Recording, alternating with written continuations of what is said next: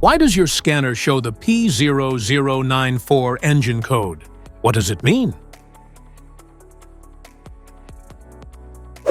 P0094 is a diagnostic trouble code for Fuel System Leak Detected Small Leak.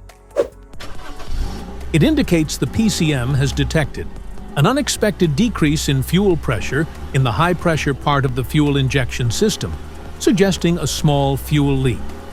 Under this circumstance, stop driving and repair your vehicle immediately.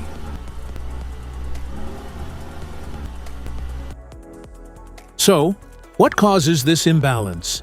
Here are the most common culprits. This error can be caused by these possible faults in your vehicle.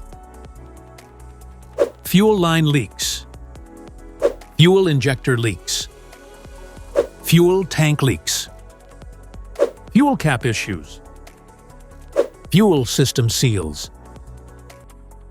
Each DTC code corresponds to a specific issue in your vehicle. This error occurs in OBD2 equipped vehicles, especially those manufactured since 1996. It is commonly found in Ford or Toyota. If you want to fix this error code, let us know in the comments section. We will definitely make the video on your demand. If you like this video, don't forget to subscribe to our channel. Thanks for watching.